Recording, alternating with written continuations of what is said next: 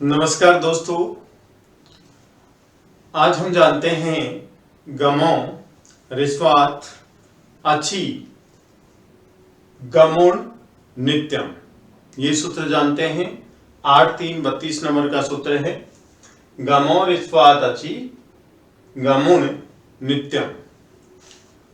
सबसे पहले हम सूत्र के विषय में जानते हैं। ये गम क्या है? प्रत्याहार है। क्या है?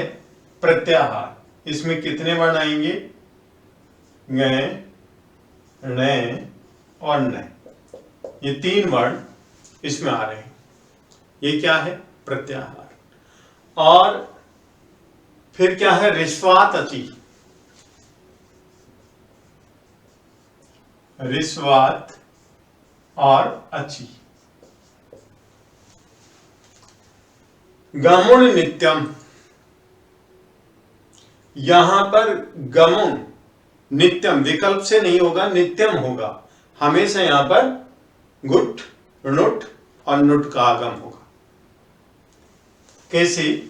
इन 3 से मुट, णुट और नुट का आगम होगा। नुट का आगम होगा। सूत्र क्या कह रहा है? ऋस्वात्, अचि। पहले ऋस्व स्वर हो, कोई भी ऋस्व स्वर होना चाहिए। ऋस्व स्वर, ऋस्व स्वर। उसके बाद में ऋस्व स्वर के बाद में ये गम प्रत्याहार, गम प्रत्याहार हो। उसके बाद में कोई भी स्वर हो जिसको हम अच कह सकते हैं। कोई भी स्वर हो। हमारा सूत्र क्या कह रहा है? ऋस्वात्, ऋस्व स्वर के बाद पंचमी विभक्ति आई। तो पंचमी विभक्ति आती है तो जो भी कार्य होता है पंचमी विभक्ति के बाद में होगा और सप्तमी विभक्ति से पहले होगा। ये सूत्र हम पहले पढ़ चुके हैं कि सप्तमी निर्देशे नित्यम। तो ये ऋस्वात् पंचमी विभक्ति है और अचि सप्तमी विभक्ति। अचि में सप्तमी एकवचन है तो अच जो स्वर है उससे पहले होगा और जो पंचमी है इसके बाद में होगा। अब जब दो में तुलना की जाती है तो वहां पर पंचमी विभक्ति को बलवान माना जाता है। तो यहां पर देखते हैं हम, जैसे प्रत्यंग, आत्मा, ये उदाहरण है। अब यहां पर मैं अलग करके देखता हूं। प्रत्यय, इस ये में ए है, फिर ङ और फिर आत्मा। ठीक है। हमारा ये सूत्र क्या कह रहा है कि ऋस्व स्वर हो, ऋस्व स्वर। उसके बाद में ग हो, न हो, न हो। कहने का मतलब घम हो और उसके बाद में अच हो। तो आ है, अच है। तो मुट का आगम हो जाता है। मुट का, इसका आगम कहां होना चाहिए? यहां।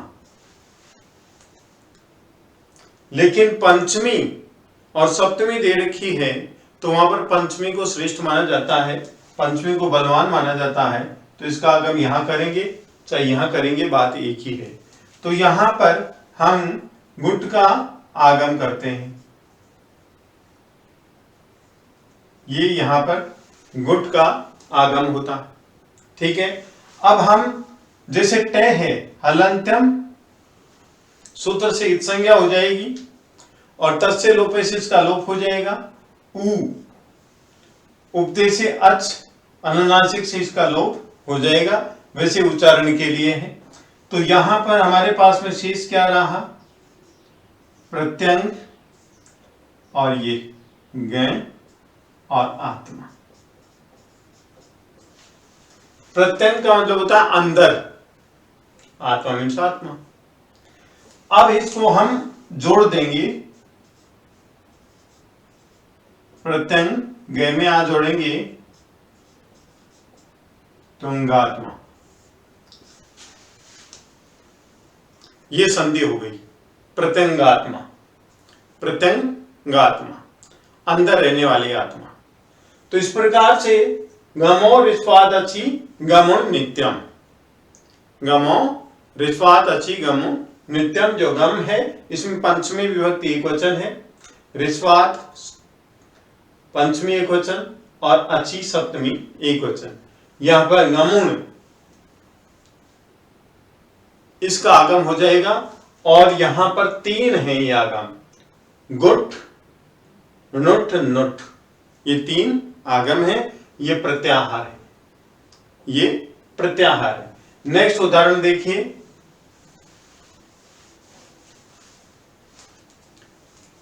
सुगण ईशय,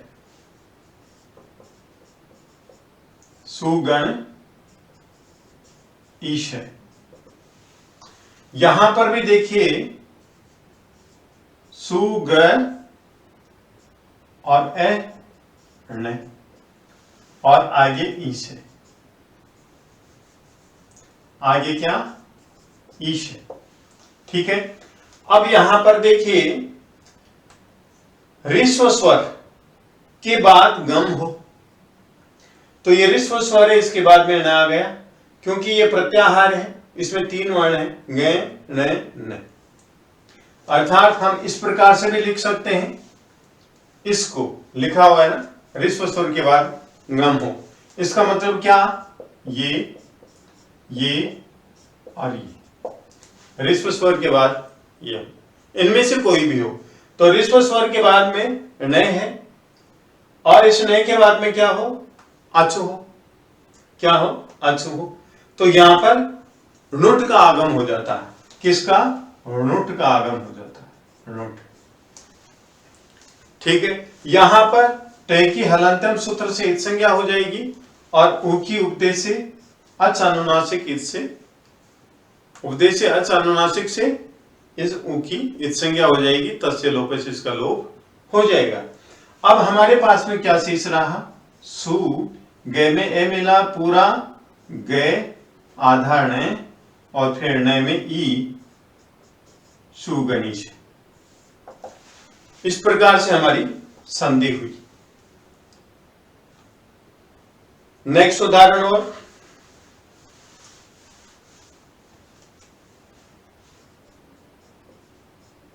सन धन अच्युत है, अच्युत है भगवान कृष्ण विष्णु, न है, देखिए गम में आता है न, ये प्रत्याहार है, न, तीन आगम है, गुट नुट नुट। न से पहले क्या है, स्वर, कौन सा स्वर, ऋस्व स्वर है, ऋस्व स्वर। इसके बाद में गम है, न, इसके बाद में अच है, तो बीच में क्या आगम हो जाएगा, नुट, क्या आगम हो जाएगा, नुट का आगम हो जाएगा। तो यहां पर नुट का आगम हो गए, ठीक है। अब यहां पर टे की हलंत्यम से लोप हो गया, तस्य लोपे से, हलंत्यम सूत्र से इत संज्ञा हो गई, तस्य लोपे से इसका लोप हुआ, और उ उपदेश से अच अनुनासिक से उ की इत संज्ञा हुई, तस्य लोपे से लोप हुआ। अब हम इसको जोड़ देते हैं, सन और न में ए मिला, यहां पर केवल न शेष रहा, तो न में ए मिला तो पूरा न हो गया, संच्युत है। इस प्रकार से संधि हुई। अब मूल रूप से हमें जानना है क्या, देखिए गमो रिस्वाद अच्छी गमुण नित्यम, यहां नित्यम का मतलब विकल्प से नहीं है, यहां पर नित्यम से ऐसा ही होगा। गम का मतलब होता है तीन वर्ण, ये प्रत्याहार है, गण न में, ये प्रत्याहार। तो इस सूत्र में गण न में ये आते हैं, तो उसमें पांचों अनुनासिक वर्ण आते हैं, लेकिन हमें लेना है गे से लेकर के मैं तक, यह मैं गे न में। जो हमारा जो सूत्र था यह मैं गे न मैं, ये था हमारा सूत्र। तो क्या कह रहा है, गम यहां से लेकर के यहां तक, इसी की बात कर रहा है, यहां से लेकर के यहां तक। तो इसमें कितने वर्ण आ गए हमारे पास में, ग न और न, ये 3 वर्ण आए। और 3 आगम की बात कर रहे हैं, गमुण नित्यम। तो यहां पर गुट, नुट और नुट, इस प्रकार आगम होंगे, इस प्रकार आगम होंगे। तो जो हमारा सूत्र क्या कह रहा है कि पहले ऋस्व स्वर हो, ऋस्व स्वर हो, उसके बाद में गम हो, न हो या न हो या न हो, उसके बाद में कोई भी स्वर हो। तो क्रम से कहने का मतलब इनके अनुसार, जैसे यहां पर अंतिम वर्ण क्या आया, प्रत्यंग, तो गुट का आगम हुआ। सुगण, इसी का स्थानीय अंतरता में देखेंगे तो भी नुट का आगम हुआ। और सन धन अच्युत, नुट का आगम हुआ, समान धर्मी होने के कारण से। तो इस प्रकार से हमें इस सूत्र को जानना है और यह नित्यम होगा। तो साथियों, यदि आपको ये वीडियो पसंद आया तो आप लाइक कीजिए, शेयर कीजिए, कमेंट कीजिए, सब्सक्राइब कीजिए। धन्यवाद।